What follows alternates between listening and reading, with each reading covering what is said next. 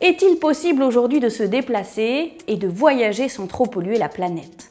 Bienvenue dans le Billet vert, le programme qui décrypte les enjeux environnementaux juste avant l'élection présidentielle. Les transports ont une grande part de responsabilité dans le réchauffement climatique. C'est aujourd'hui, et depuis plus de 20 ans, le secteur qui émet le plus de gaz à effet de serre.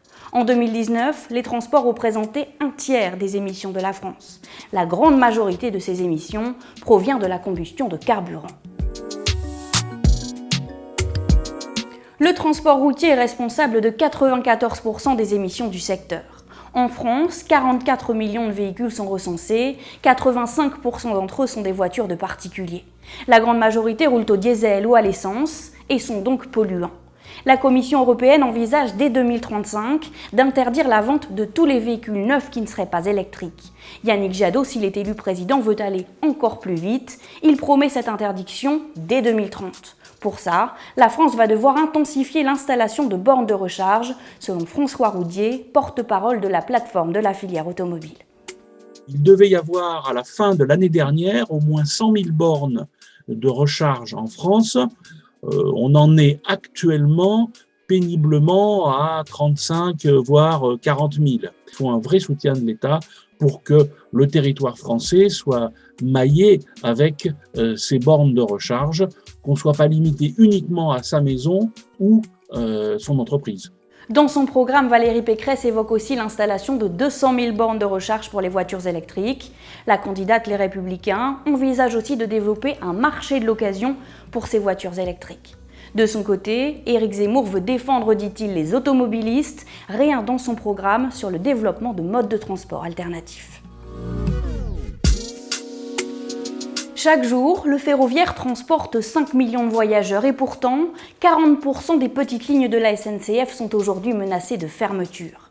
Depuis l'arrivée au pouvoir d'Emmanuel Macron en 2017, 100 gares ont été fermées en France. S'il est élu président en avril, le candidat du Parti communiste Fabien Roussel promet pour désenclaver les territoires ruraux de rouvrir les petites lignes de la SNCF qui ont été fermées ces dernières années. Les trains de nuit sont aussi une solution écologique. Pendant son quinquennat, Emmanuel Macron a acté leur retour. 2 lignes ont été rouvertes en 2021. Le gouvernement actuel a également promis la réouverture d'une dizaine de trains de nuit supplémentaires d'ici 2030. Le gouvernement a mis en place un plan vélo pour développer les aménagements cyclables. Le but, que 9% des déplacements quotidiens se fassent à vélo d'ici 2024. Aujourd'hui, c'est le mode de déplacement principal de seulement 4% des Français. Pour Olivier Schneider, président de la Fédération française des usagers de la bicyclette, il faut développer ce plan vélo au-delà des centres-villes. Les gens qui en ont le plus besoin, parce que chez eux, il n'y a pas la densité de population qui permettrait de mettre en place du transport en commun.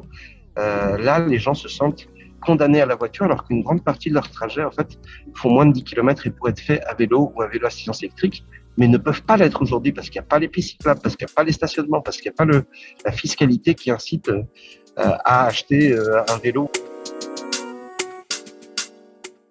Le transport aérien a aussi sa responsabilité dans les émissions de gaz à effet de serre. L'avion représente 4,4% des émissions totales du pays. Le chiffre est faible car seuls les déplacements entre 2 aéroports français sont comptabilisés dans le total des émissions de la France. La Convention citoyenne sur le climat avait proposé de supprimer les lignes intérieures quand il existait une alternative en train de moins de 4 heures. La proposition n'a pas été retenue par Emmanuel Macron, mais Yannick Jadot et Jean-Luc Mélenchon ont repris cette proposition dans leurs promesses de campagne. Pour décarboner le secteur, le président actuel veut plutôt miser sur l'innovation. Emmanuel Macron propose d'investir 1,2 milliard d'euros pour développer l'avion bas carbone. La première chose à faire selon Jérôme Rhin, directeur associé spécialiste du secteur aéronautique au sein du Boston Consulting Group, c'est de développer des carburants plus verts pour les avions. C'est des carburants soit qui sont d'origine agricole, soit des carburants de synthèse avec différents processus chimiques ou électriques. L'avantage de ces solutions, c'est qu'elles sont très matures technologiquement, puisqu'ils arrivent à le faire. L'inconvénient, c'est que n'y a pas encore de dispositifs industriels et logistiques pour disposer de suffisamment de quantité de carburants alternatifs. Pendant son quinquennat, Emmanuel Macron a aussi pris la décision symbolique de mettre fin au projet de l'aéroport de Notre-Dame-des-Landes. Une volonté d'inscrire le respect de l'environnement dans son mandat, mais il a également envoyé un tout autre message pendant la crise du coronavirus. 17 milliards d'euros ont été apportés au secteur aérien, sans aucune contrepartie environnementale. Merci de nous avoir suivis et à très vite pour de prochains épisodes.